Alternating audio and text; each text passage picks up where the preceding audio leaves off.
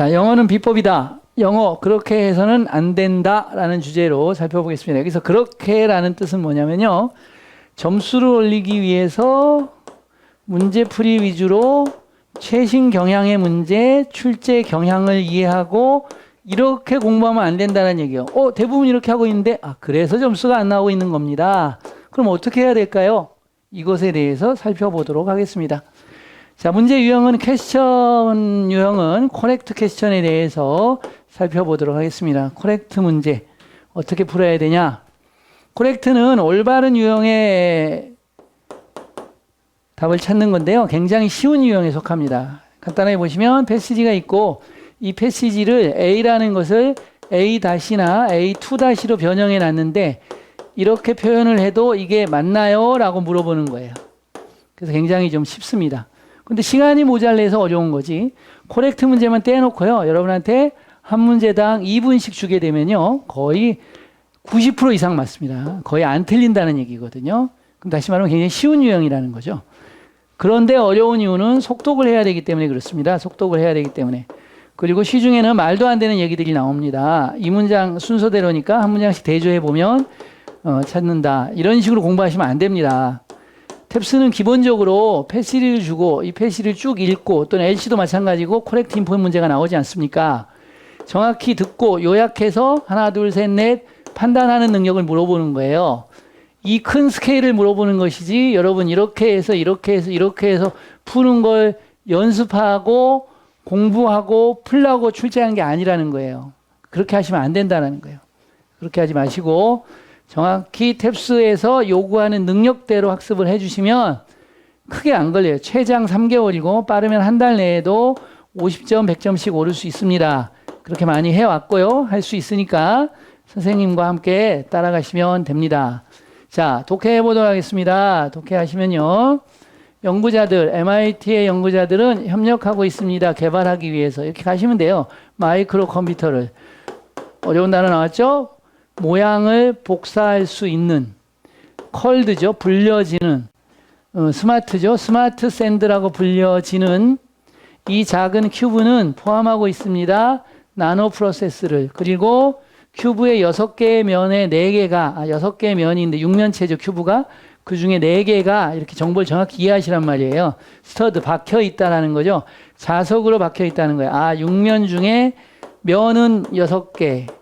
그리고 4개가 자석이 달려있다. 이렇게 나오는 거죠. 여러분 리트 공부하거나 여러분 공부하시면 알겠죠. 디트나 이런 공부하시면 언어 문제가 나오지 않습니까? 그런 문제하고 똑같습니다. 이런 것들. 영어 언어 문제거든요.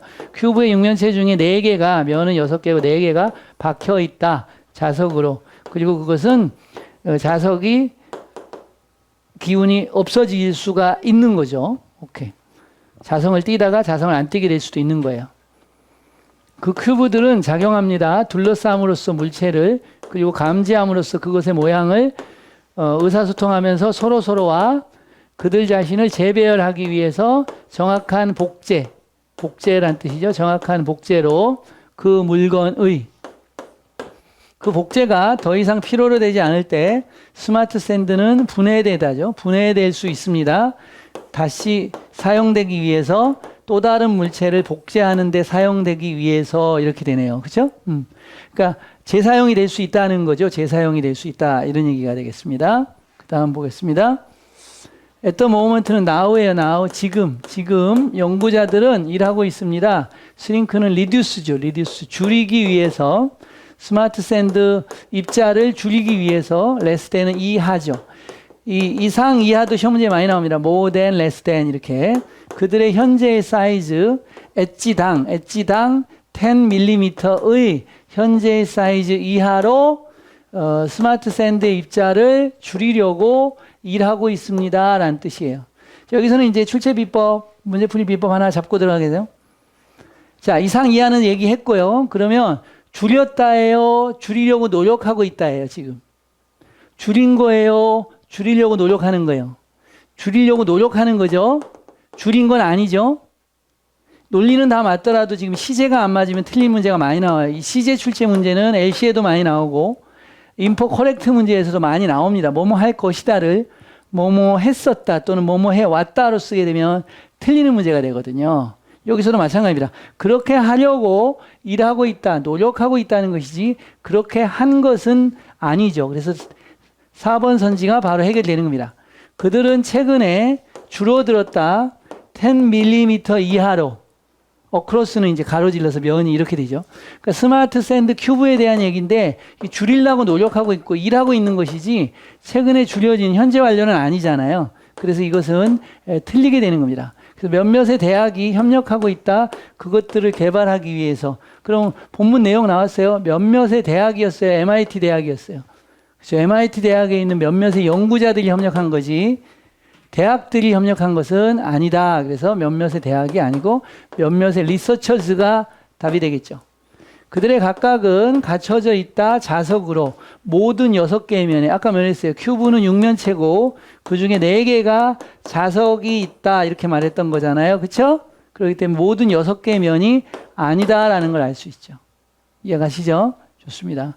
그러면 그들의 4개가 갖춰져 있다. 자석으로 이렇게 해야지 답이 되겠죠. 좋습니다. 사용된 거, 물체를 복제하기 위해서 사용된 것들, 도주는 뭘 받냐? 큐브를 받는 거예요. 물체를 복제하기 위해 사용된 큐브는 다시 사용될 수 있다. 이 부분이 정답에 영향을 미치고 있는 겁니다. 여기는 아까 말씀드린 오답, 시제 오답으로 나왔던 거죠. 시제 출제 원리를 사용하는 것이고 이 부분은 뭐를 출제한 거냐? 그 복제가 더 이상 필요로 되지 않을 때 얘는 디스인테그레이트라는 단어를 쓴 거죠. 인테그레이트는 통합하다, 모이다, 결합하다라는 뜻이고 디스인테그레이트는 분해되다 이런 얘기거든요. 세퍼레이트 된 거예요.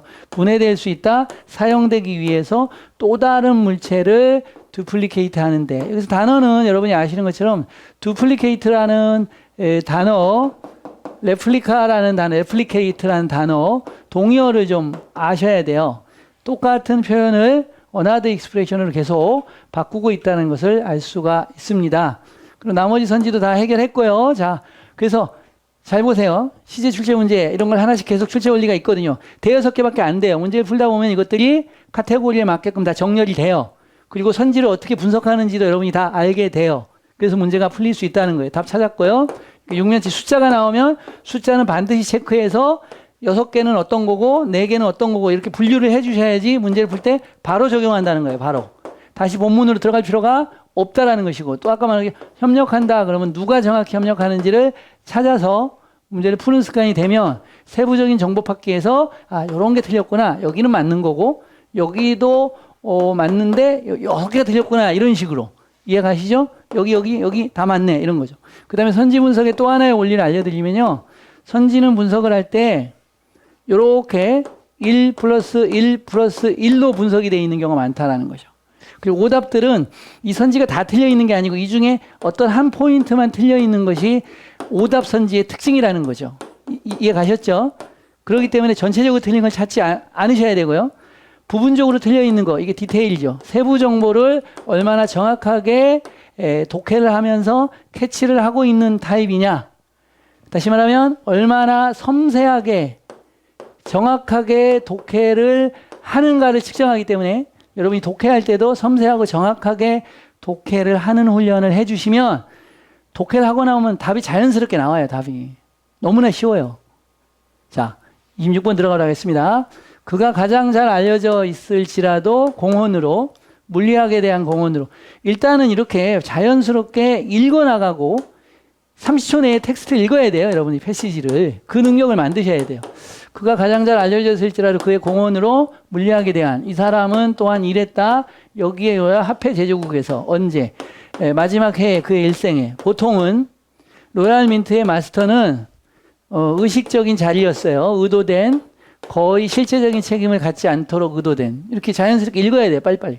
그러나 꺾었어요. 이제 플러스 마이너스 나왔죠. 의식적인 건데 그러나 뉴턴은 그의 전임 자료와는 달리 그 일을 심각하게 받아들였고 개인적으로 관련됐다.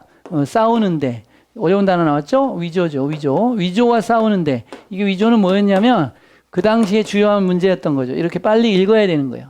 그는 어려운 단어입니다. 태클 걸었다가 아니고 적극적으로 처리하다, 다루다 이런 뜻이에요. 그는 부패를 적극적으로 다뤘어요.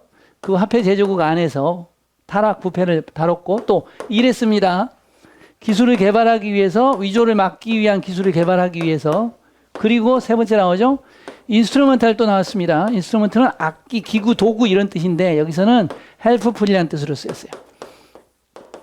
이게 또다시 탭스의 특징이 나오죠. 하나의 단어를 another meaning이나 유사어나 다른 의미로 많이 사용한다. 그렇기 때문에 단어의 폭넓은 사용법에 익숙해야지 탭스를 잘한다는 거예요. 독해를 통해서 어휘를 익혀야지만 된다는 이론이 바로 여기에서 나오는 이유죠. 단어장을 익혀서 안 된다는 거예요. 도움이 됐다는 거예요. 범죄의 컨빅션 또 어려운 단어 나왔죠. 유죄 판결입니다. 범죄의 유죄 판결에 도움이 됐다라는 거죠. 많은 위조자들의 이렇게 되겠죠. 위조범들, 많은 위조범들. 이렇게 해서 읽었죠. 선생님 해석하면서 갔으니까 읽지. 이거 20초만 읽어야 패시지 사실. 그 정도 읽어야 넉넉한 시간을 가지고 문제를 풀 수 있죠. 코렉트 문제가 되겠는데요. 그는 로얄민트에서 일했다. 초기해 그 예상 아니자. 디테일 틀렸다. 초기해가 아니고 라스트가 되겠죠. 이런 식으로. 리프레인 프롬 삼가하다라는 건데 이것도 단어 또다시 탭스에서 쓴 거죠. 직접적인 관련. 위조범을 다루는데 직접적인 관련을 삼가했다가 아니고 액티블리 적극적으로 인발브 되었다는 얘기가 되겠죠. 그래서 여기서 또 하나 틀리게 한 거예요. 나머지는 다 맞는 겁니다. 이런 식으로 가는 거죠. 그는 채택했다. 직업 윤리를 이전 마스터의 로얄민트의 이전 마스터하고는 unlike하다고 그랬죠. unlike하고는 달리 그랬으니까 윤리를 채택했다가 아니고 버렸다가 되겠죠. abandon이 되겠죠. 이렇게. 그러니까 정답과 오답 사이는 이 한 단어 1%라고 그랬죠. 1%에 의해서 바뀌는 경우가 탭스예요. 탭스. 그리고 이것이 바로 본문을 읽을 때 1%의 오차도 허용하면 안 되는 이유. 또 선지를 분석할 때 1%의 오차, 1%의 어휘에 말리는 경우가 있어서도 안 된다는 얘기예요.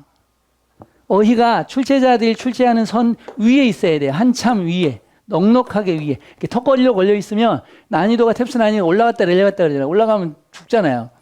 그러니까 내가 좀 넉넉하게 있어야지 얘가 올라갔다 내려갔다 해도 내 밑에서 움직이니까 내가 원하는 점수를 딸 수 있잖아요. 그는 도왔다. 여기도 하나 나왔죠. 어프리엔드가 뭐냐면요. 어레스트라는 뜻이에요. 어레스트. 체포하다. 그러니까 단어를 또 한번 때린 거잖아요. 어프리엔드는 잡다, 이해하다, 체포하다 뜻의 세 가지를 가진 단어야. 그는 도왔다, 체포하는 걸 사람들을. 템퍼 위드 또 단어 출제한 거 아닙니까? 템퍼 위드는 조작하다, 함부로 만지다 이런 얘기잖아요.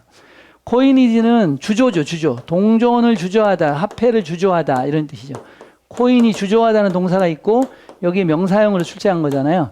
그러니까 주조를 함부로 만지는, 함부로 간섭하는 사람들. 얘네가 누구야? 얘네가 카운터피터, 위조범들이잖아. 위조범들을 체포하는 걸 도왔다.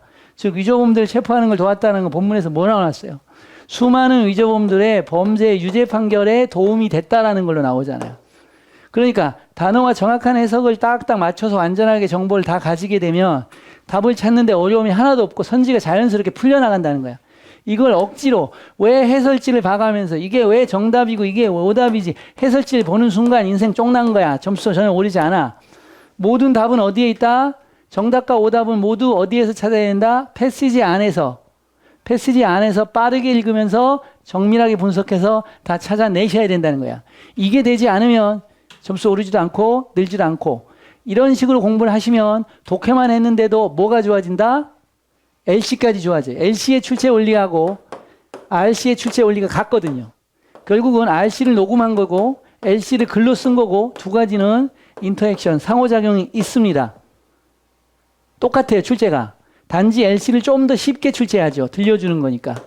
그렇기 때문에 RC에서 충분히 훈련되고 딕테이션에 의해서 어느 정도 단어와 문장을 이해하는 능력만 여러분이 만드신다면 RC만 훈련해도 LC도 자연스럽게 점수가 올라가는 현상이 나와서 LC, RC 동시에 만점 나오는 경우도 많다라는 거죠. 자, 다시 한번 보시면 그는 부패를 적극적으로 다뤘다. 화폐 제조국 안에서 일했다.